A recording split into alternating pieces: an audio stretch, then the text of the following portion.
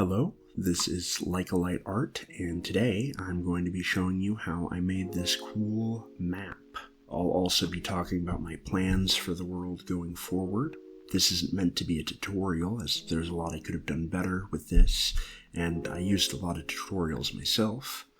I'll leave my two main sources down in the description if you're interested. Now, without further ado, let's get started. The concept for this world first came to me back in 2018, but I hadn't worked on it that much. The general idea is that I'll be making a modern fantasy setting with an emphasis on different species coexisting. Magic will be pretty limited to most people, and canonically, the world was made by a giant space horse. You'll get an elaboration when and if I make more videos. On the world itself, what we'll be working on today, I'd like to show you my original attempt at this map. I made it back in 2020 and I do not like it. To keep it simple, I think it's pretty ugly. Not only that, but the amount of land is kind of crazy. Supposedly, plate tectonics won't start without a balance of ocean and land due to the differences in density between crust types or something. No plate tectonics, no mountains. I'm not a perfectionist with realism, but that seems really easy to fix. Also, many of the islands are the size of, or larger than, Iceland, which is surprising since Iceland is the world's largest volcanic island. That sort of implies that volcanism on my planet is much worse, less magic is at play. More volcanism means a less livable planet. So, I can shrink those down too. Another issue is the lack of detail, just generally speaking. The only thing we know about elevation, for instance, is whether it's a mountain or not. I think that's fine stylistically. A lot of fantasy maps do it. In fact, I've done it before. This is my previous fantasy map that I made. But I would prefer something I can work with more. I can stylize it in the final graphic if I want, but I think it'll be helpful to have the information available to me. All in all, I'm just not happy with this map at all, hence why we're redoing it. On to the current map. The first and most obvious step would be to simulate plate tectonics, which I tried to do. Keyword tried. G-Plates is a program made for that specific purpose, and it's what the tutorial I followed suggested I use. It helped him make a beautiful map with realistic continents. Unfortunately for me, I really hate it. Don't get me wrong, it's helpful and cool as hell. Unfortunately, G-Plates is also really annoying and obtuse. So instead I made some blobs. This map represents the initial supercontinent. Each color represents a different final continent, and then I move them around, trying to keep in mind how they got to their new location. This isn't perfect, it has a few issues. For instance, when you put the map onto a globe, the shapes are slightly different due to distortion. That means they don't fit together like they should. The southernmost continent is predictably the worst offender of this. Unfortunately, I'm not enough of a perfectionist to deal with G-Plates, so this will have to do. If anyone asks, once again, it was created by a giant space horse. After that, I refined the shapes a little and put a temporary height map over it to get a feel for things. The red is wherever mountains will go. The next task was islands. I placed a few island arcs parallel to the continents, 2 random island chains, and a little Iceland look-alike. There are also 3 islands made from sections that were separated from the main continent. And with that, I started on topology. The thing about mapping elevation is that it takes ages and is kind of boring. Luckily, it's also relaxing, so it wasn't too bad. The basic idea with the land here is plate collisions make mountains. I started with the higher elevations first, and then worked my way down. Where tectonic plates collide a lot, the mountains are higher and larger. In places where collisions happened in the past, but not recently, or in places where collisions only just started, the mountains are a lot smaller. I wish I had taken a time-lapse of this, but that's fine. I didn't think I'd be making a video on it at that time. Compared to the first slide, I shrunk the size of the mountains considerably, and part of me wonders if I should have gone further. I also probably shied away too much from oceanside cliffs. For an example of what I mean, here's a map of South America compared to the southwestern continent of my world. In comparison, the mountains in South America are a lot closer to the coast in most spots. They're more unbroken, and they are much thinner. My mountains slope very gently into the coast on all sides. They're too thick and they have a lot of breaks in them. It's a problem over a lot of areas of the map. I might revise it in the future when I make continental maps. I also left out a lot of islands just because it's hard to draw topology on something that small in a raster program. Next up is ocean topology.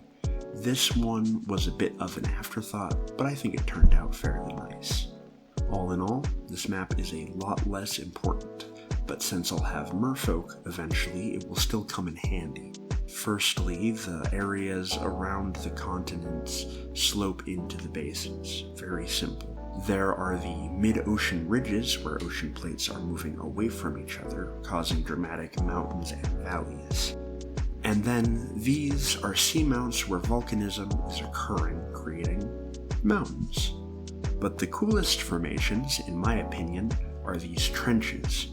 They're just very deep pits, like the Mariana Trench, usually along where continents are colliding with the ocean.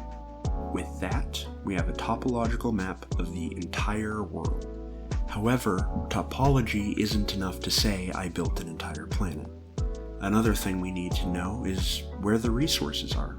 Things like fuels, metals, and minerals. If I'm being honest, I did do some reading and watching to learn about this, but I also sort of did my own thing and I don't fully remember all of my reasoning. Here's the basic idea though. Areas with a lot of plant life in the past get coal and peat deposits for fuel. Oil comes in areas where there used to be large bodies of water with lots of plankton. Iron, copper, gold, and uranium usually occur in the mountains. Salt shows up in places with a lot of evaporated water, basically dry places like deserts. Lead, nickel, diamond, and platinum show up in flatter areas. Aluminum shows up in really wet areas. Of course, there are a lot more minerals that could show up. For example, in a copper deposit, there are usually other metals present, like cobalt. But I think simplifying it to 1 or 2 materials per deposit will work for me, since I don't need or want to know exactly where people are getting their strontium from. I figure that for balancing world powers, I can give certain deposits a lot of resources and others very little.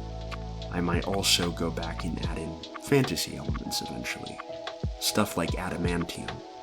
The final thing we have to talk about is arguably the most important. It'll affect what foods people have, the technologies they use, the way they dress, and even the way they look. It's time to look at climate. This is a climate map of the entirety of Earth. We're using the Köppen climate model, which more or less sorts based on rainfall, temperature, and seasonal variation. There are 30 climate zones in all, ranging from totally frozen and dry to baking heat and humidity. Naturally, that means we need to figure out the temperature and humidity of our planet in each season. Firstly, we need to map out the wind and ocean currents. My first attempt was using a simplified model. I'm not sure I needed to, but I completely scrapped this in favor of a more complex model.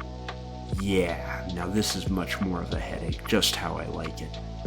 The idea is that we're simulating how the wind spirals out from high pressure zones to get more precise with where the wind is blowing from. Underneath are the ocean currents. The purpose here is to mark where the currents are flowing away from or toward the equator. If they flow away from the equator, they're bringing warm water to colder regions, When they flow toward the equator, they bring cold water to warmer regions.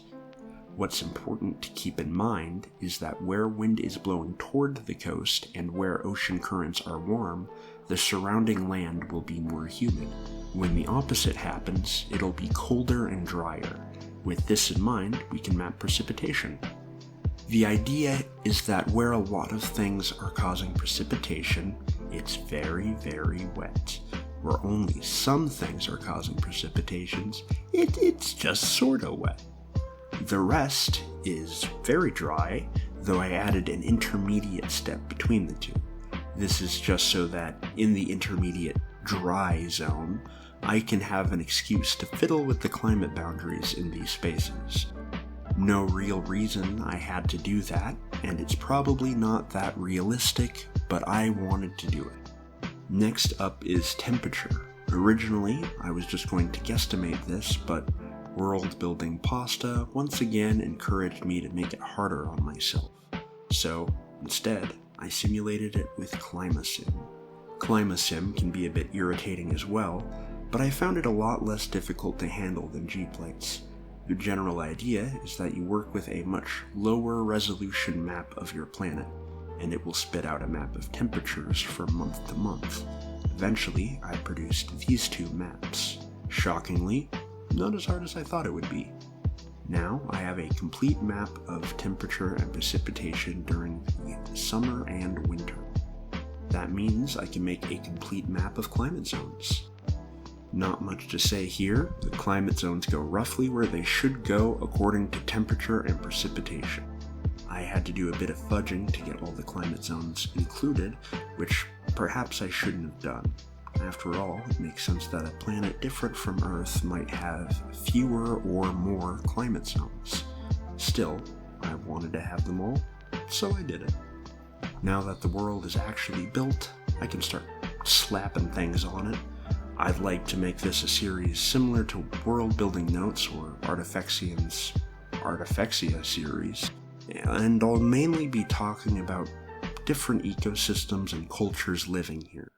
I might also make a follow-up where I fix some of the issues with the map and or add more detail to different continents. For now, however, I'm happy ending it here. So bye. See you next time. Hopefully,